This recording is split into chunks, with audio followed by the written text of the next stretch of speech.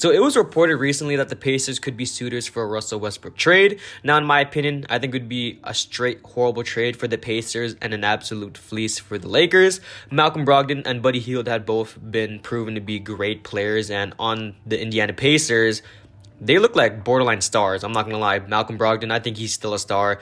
Very underrated player. Same thing with Buddy Hield. And the Pacers, I think they can trade Brogdon and Buddy Hield for more, as they both are great players, like I said. And it could help out any team, essentially, in need of a combo guard and a three-point shooter.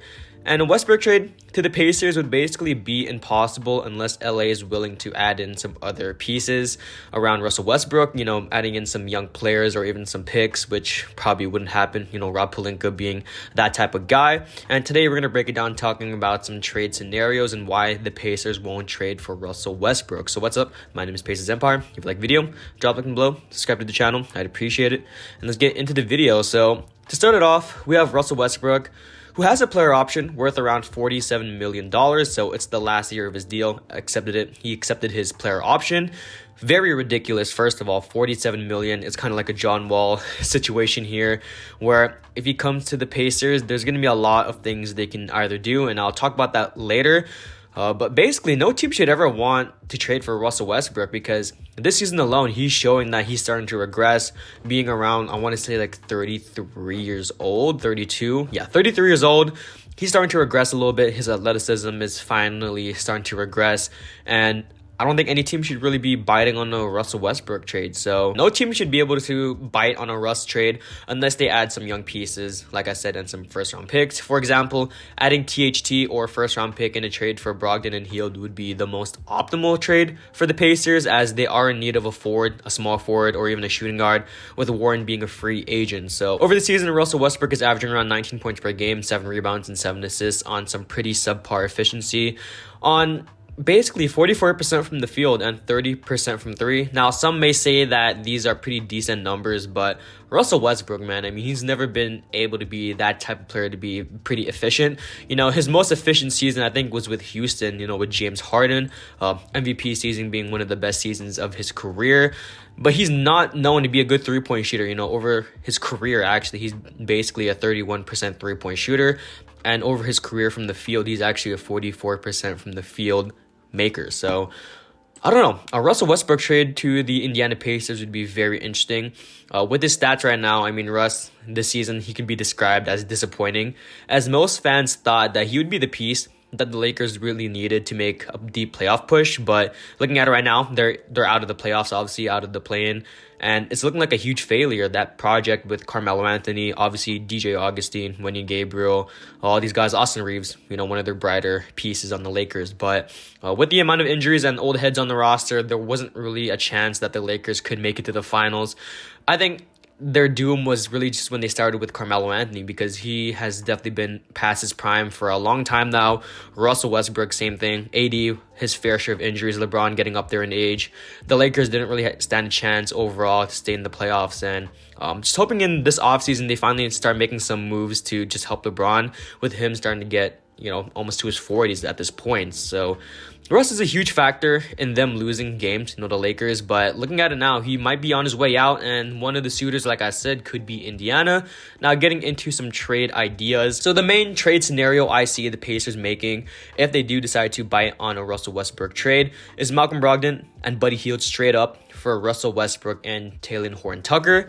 So I'll talk about the Pacers side of things first, because they are the main focus of this video. So they get rid of 2 huge contracts and bring in a guy in Russ who they can either decide to play him, flip him, which is very unlikely because no team wants to buy on a trade, or buy him out, which is the second best option behind playing him. So they also got a young player in THT who is only 21 years old and can fill in the small forward or the shooting guard position. I think THT, he is a fine player, nothing too amazing, but I don't think he's really proven himself to be that type of guy on a team. And I think moving forward, if they do decide to keep THT, the Pacers obviously, I think he should be more of a role player than basically a star, because honestly, THT, he's a little bit overrated. He did get a contract this year. I want to say like a $4 million extension. I'm not too sure. I'll check that right now, actually.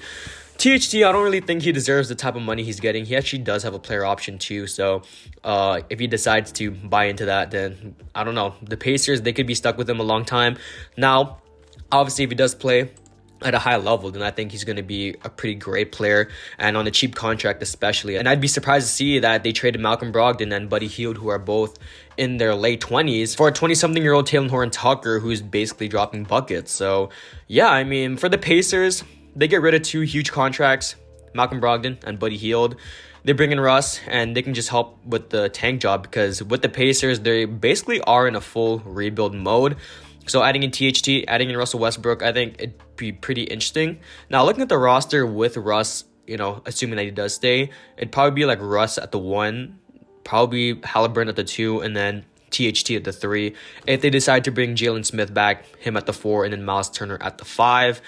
Very interesting team right there. I'm not going to lie, Russell Westbrook and Tyrese Halliburton is a very interesting backcourt, and I want to see how that works. So this is a great trade for the Pacers, as they are fully in rebuild mode and are looking for more young pieces to add to their future. Obviously having Isaiah Jackson, Tyrese Halliburton, Goga Bitadze, obviously, Jalen Smith, who I hope they bring back. And they also clear up more cap space to either sign someone in free agency, trade for more pieces, or even just buy out Russ. So although this may seem like a great trade for the Pacers, in my opinion, it really isn't the best trade. And the reason for that is I still think they can get more for both players. I think they can get some first-round picks, maybe 1 first-round pick for both of them. I think Malcolm Brogdon and Buddy Hield, they have more value than Russell Westbrook and THT, but if that's the only offer they're getting and the best offer they're getting, I think they have to pull on that, because Malcolm Brogdon and Buddy Hield, as great as they are, they don't really belong on a rebuilding team with Tyrese Halliburton. So now for the Lakers side of things, they get 2 great players in Malcolm Brogdon and Buddy Hield. Malcolm Brogdon playing the 1 and 2. Great two-way player too, and his ability to score the ball is also very great and something the Lakers could use. And Buddy Hield, obviously, being able to shoot the 3 at a high level, while also being able to do some on-ball duties, some ball handler duties. And overall, he can actually run the offense a little bit, nothing like too amazing, but some plays they can run the offense through him. So the thing about this trade is that Hield is a very consistent player, and Malcolm Brogdon, as long as he stays healthy, they could be pretty great. This team could be pretty great. But obviously, Malcolm Brogdon, he's been very injury prone. I think I saw a stat that in the last 50 games of the Pacers, he only played in around 8 of them.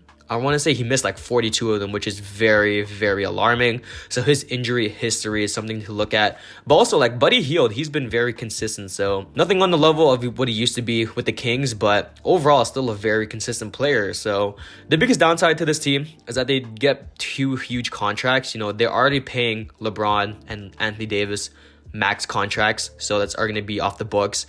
But then adding in Malcolm Brogdon and Buddy Hield, who are both making around $20 million both.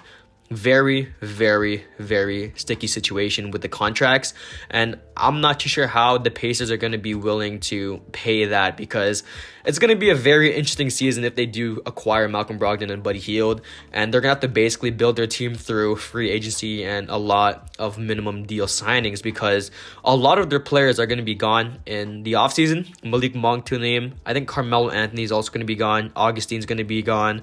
They got Wendy Gabriel, Reeves, Mac McClung. They got all these young guys, but if they aren't able to get some good players in the offseason, then I think their season is going to be in jeopardy, and especially next season when they don't have their pick either. So if the Lakers are bad next season and don't have their pick, it's going to be a pretty sticky situation that now they have Malcolm Brogdon and Buddy Hield. They could decide to flip him. Highly doubt anyone trades for both of them if they both underperform. But if they do overperform, then I think they could be good for trades right there. So overall, let me guys know what you guys think about these trades. Who would win, who would lose. I think it doesn't get done. Russell Westbrook to the Pacers, but overall, it could be a possibility. So that's the video. My name is Pacers Empire, and I'm out.